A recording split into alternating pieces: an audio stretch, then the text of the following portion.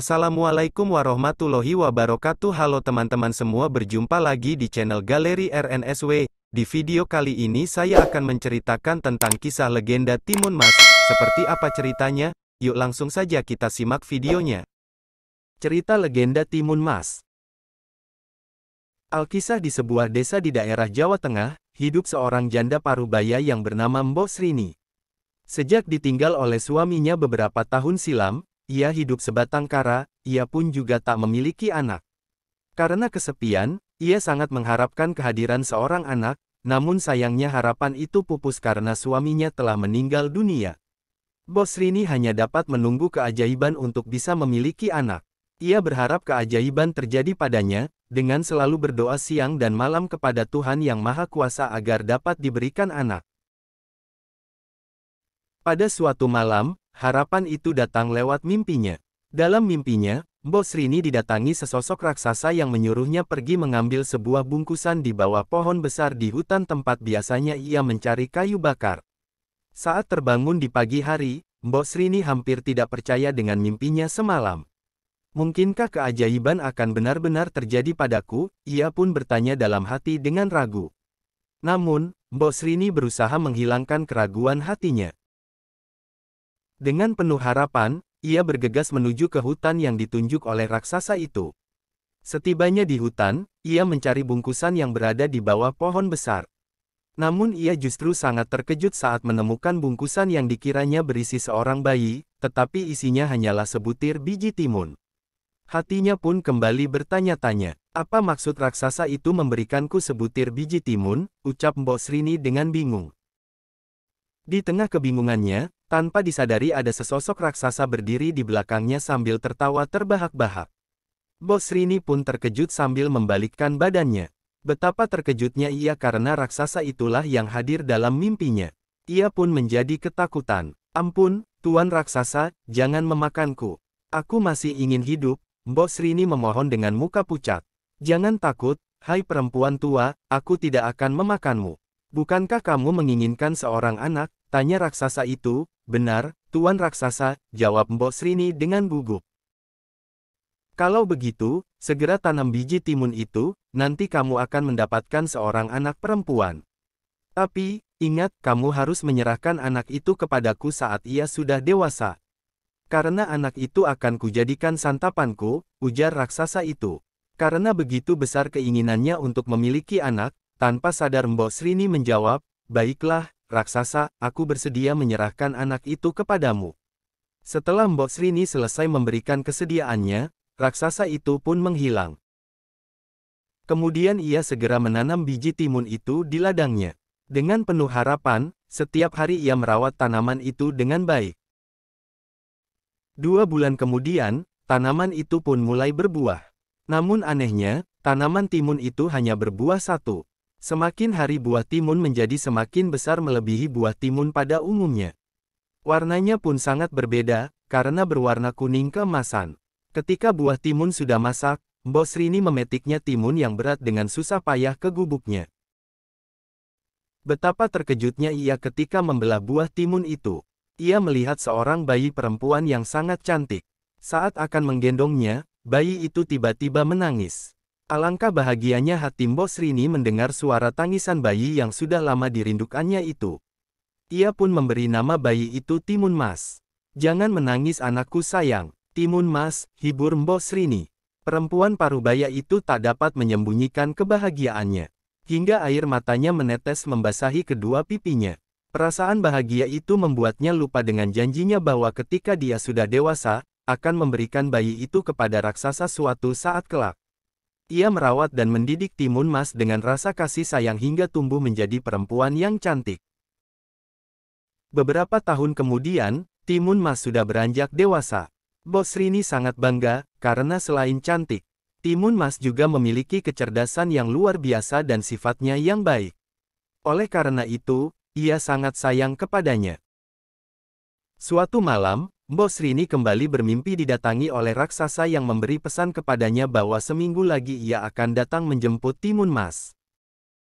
Sejak itu, ia selalu duduk termenung seorang diri. Hatinya pun menjadi sedih, karena ia akan berpisah dengan anak yang sangat disayanginya. Ia baru menyadari bahwa raksasa itu ternyata adalah raksasa yang jahat, karena timun mas akan dijadikan santapannya. Melihat Mbok Srini sering duduk termenung, timun mas pun bertanya-tanya dalam hati. Suatu sore, timun emas memberanikan diri untuk menanyakan kegundahan hati yang dirasakan oleh ibunya. "Bu, mengapa akhir-akhir ini ibu selalu tampak sedih?" tanya timun mas. Sebenarnya Mbok Srini tidak ingin menceritakan penyebab kegundahan hatinya, karena dia tidak ingin anaknya itu ikut bersedih. Namun, karena terus didesak, akhirnya ia pun menceritakan asal-usul timun mas yang dirahasiakan selama ini. "Maafkan ibu, anakku, selama ini ibu merahasiakan sesuatu kepadamu," kata Mbok Srini dengan wajah sedih. "Rahasia apa, Bu?" tanya timun mas penasaran. "Ketahuilah, timun mas. Sebenarnya, kamu bukanlah anak kandung ibu yang lahir dari rahim ibu," jawab Mbok Srini. Belum selesai ibunya bicara, timun mas tiba-tiba menyela. "Apa maksud ibu?" tanya timun mas. Mbok Srini pun menceritakan semua rahasia tersebut hingga mimpinya semalam bahwa sesosok raksasa akan datang menjemput anaknya itu untuk dijadikan santapan. Mendengar cerita itu, timun mas menjadi kaget seolah-olah tidak percaya. "Aku tidak mau ikut bersama raksasa itu. Aku sangat sayang kepada ibu yang telah mendidik dan membesarkan timun," kata timun mas. Mendengar perkataan timun mas, Mbok Srini kembali termenung. Ia mencari cara agar anaknya selamat agar tidak menjadi santapan raksasa itu. Sampai pada hari yang telah dijanjikan oleh raksasa itu, Mbok Srini belum juga menemukan jalan keluar. Hatinya pun mulai cemas. Dalam kecemasannya, tiba-tiba ia menemukan sebuah akal. Ia menyuruh timun mas agar berpura-pura sakit. Dengan begitu, raksasa tidak akan mau menyantapnya. Saat matahari mulai senja, raksasa itu pun mendatangi gubuk Mbok Srini. "Hai, perempuan tua, mana anak itu? Aku akan membawanya sekarang," pinta raksasa itu. "Maaf, Tuan Raksasa, anak itu sedang sakit keras. Jika kamu menyantapnya sekarang, tentu dagingnya tidak enak. Bagaimana kalau 3 hari lagi kamu datang kemari? Saya akan menyembuhkan penyakitnya terlebih dahulu," bujuk Mbok Srini yang mencoba mengulur waktu hingga ia menemukan cara agar timun mas bisa selamat. "Baiklah, kalau begitu. Tapi, kamu harus berjanji akan menyerahkan anak itu kepadaku," kata raksasa itu. Setelah Mbok Srini berjanji, raksasa itu pun menghilang. Mbok Srini kembali bingung untuk mencari cara lain. Akhirnya, ia menemukan cara untuk dapat menyelamatkan anaknya dari raksasa. Ia akan meminta bantuan kepada seorang pertapa yang tinggal di sebuah gunung. "Anakku, besok pagi-pagi sekali ibu akan pergi ke gunung untuk menemui seorang pertapa. Dia adalah teman almarhum suami ibu. Barangkali dia dapat membantu kita untuk menghentikan niat jahat raksasa itu," ungkap Mbok Srini. "Benar Bu, kita harus membinasakan raksasa itu. Karena aku tidak mau menjadi santapannya," jawab timun mas. Keesokan harinya, pagi-pagi sekali, berangkatlah Mbok Srini ke gunung itu. Sesampainya di sana, ia langsung menemui pertapa itu dan menyampaikan maksud kedatangannya. "Maaf, Tuan Pertapa, maksud kedatangan saya kemari ingin meminta bantuan kepada Tuan," kata Mbok Srini. "Apa yang bisa kubantu, Mbok Srini?" tanya pertapa itu. Mbok Srini pun menceritakan masalah yang sedang dihadapi anaknya. Mendengar cerita Mbok Srini, pertapa itu pun bersedia membantu. "Baiklah, tunggu di sini sebentar," ujar pertapa itu seraya berjalan masuk ke dalam ruang rahasianya. Tak berapa lama, pertapa itu kembali sambil membawa 4 buah bungkusan kecil, lalu menyerahkannya kepada Mbok Srini. "Berikanlah bungkusan ini kepada anakmu. Keempat bungkusan ini masing-masing berisi biji timun, jarum, garam dan terasi. Jika raksasa itu mengejarnya, suruh sebarkan isi bungkusan ini," jelas pertapa itu. Setelah mendapat penjelasan itu, Mbok Srini pulang membawa keempat bungkusan tersebut. Setiba di gubuknya, Mbok Srini menyerahkan keempat bungkusan itu dan menjelaskan tujuannya kepada timun mas. Kini, hati Mbok Srini mulai agak tenang, karena anaknya sudah mempunyai senjata untuk melawan raksasa itu. 2 hari kemudian, raksasa itu pun datang untuk menagih janjinya kepada Mbok Srini. Ia sudah tidak sabar lagi ingin membawa dan menyantap daging timun mas. "Hai, perempuan tua, kali ini kamu harus menepati janjimu. Jika tidak, kamu juga akan kujadikan santapanku," ancam raksasa itu. Bos Rini tidak gentar lagi menghadapi ancaman itu.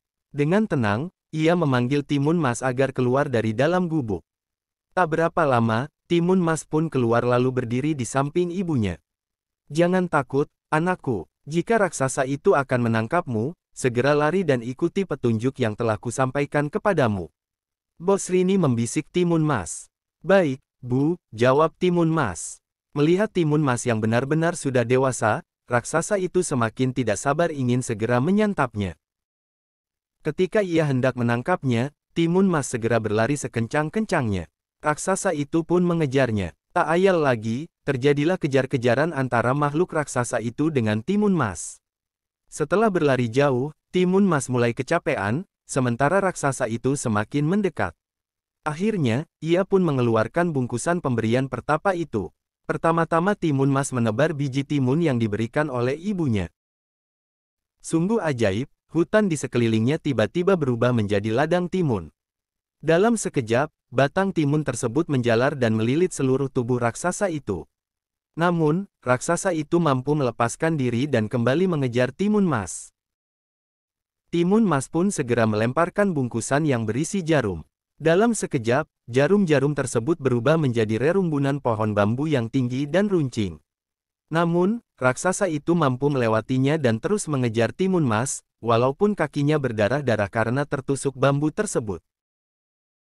Melihat usahanya belum berhasil, Timun Mas membuka bungkusan ketiga yang berisi garam lalu menebarkannya.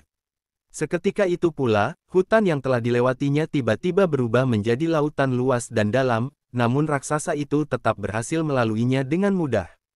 Timun Mas pun mulai cemas, karena senjatanya hanya tersisa satu. Jika senjata tersebut tidak berhasil melumpuhkan raksasa itu, maka tamatlah riwayatnya. Dengan penuh keyakinan, ia pun melemparkan bungkusan terakhir yang berisi terasi. Seketika itu pula, tempat jatuhnya terasi itu tiba-tiba menjelma menjadi lautan lumpur yang mendidih.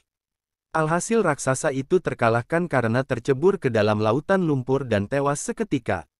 Maka selamatlah Timun Emas dari kejaran dan santapan raksasa itu. Dengan sekuat tenaga, Timun Mas berjalan menuju ke gubuknya untuk menemui ibunya. Melihat anaknya selamat, Bos Rini pun langsung berucap syukur kepada Tuhan Yang Maha Kuasa. Sejak itu, Bos Rini dan Timun Mas hidup berbahagia. Kisah cerita Timun Mas ini dapat menjadi pelajaran bagi kita untuk selalu ingat bahwa orang yang punya niat jahat seperti raksasa, akhirnya akan celaka dengan sendirinya. Dan mengingatkan kita bahwa segala rintangan dalam hidup dapat diselesaikan dengan baik jika dilakukan dengan usaha dan kerja keras. Oke teman-teman, itu tadi cerita kisah legenda Timun Mas, semoga bisa menambah wawasan teman-teman semua ya. Terima kasih telah menonton video ini. Jika video ini bermanfaat, teman-teman bisa like dan subscribe channel ini ya. Sampai jumpa di video selanjutnya. Wassalamualaikum warahmatullahi wabarakatuh.